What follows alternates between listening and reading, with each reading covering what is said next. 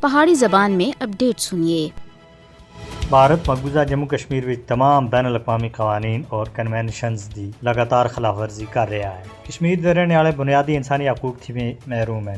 بھارت مقبوضہ جموں کشمیر میں public safety act اور UAP جیسے کالے اور ظالمانہ قوانین لوگوں کو گرفتار اور نظر بند کرنے کے واسطے استعمال کر رہا ہے۔ بھارتی حکومت 5 اگست 2019 میں مقبوضہ جموں کشمیر کی خصوصی حیثیت کو منسوخ کر کے بین الاقوامی قوانین دی کھلم کھلی خلاف ورزی کی ہے۔ اقوام متحدہ دی قرارداداں دی سراسر خلاف ورزی کردے ہوئے مقبوضہ جموں کشمیر میں غیر کشمیریوں کو آباد کرنا بھارت کا مقصد ہے۔ بھارت اقوام متحدہ دی قرارداداں دی خلاف ورزی کر کے غیر مقامی لوگوں کو مقبوضہ جموں کشمیر دا ڈومیسائل دے رہا ہے اور آج تک 45 لاکھ غیر ریاستی باشندیاں کو ڈومیسائل دیتے جا چکے ہیں، جس کا مقصد مستقبل وچ کسی بھی رائے شماری دے اتے اثر انداز ہونا ہے۔ مودی حکومت بین الاقوامی اصولوں دی خلاف ورزی کر کے کشمیری عوام دی زمینہ اور جائیداد و املاک دے اتے قبضہ کر رہی ہے۔ بھارت کشمیری عوام کو انہاں دے عالمی سطح دے اتے تسلیم کیتے ہوئے حق خود ارادیت کے استعمال تھی زبردستی انکار کر رہا ہے۔ مسئلہ کشمیر دے اتے اقوام متحدہ دی قرارداداں دے اتے عمل درآمد وچ بھارتی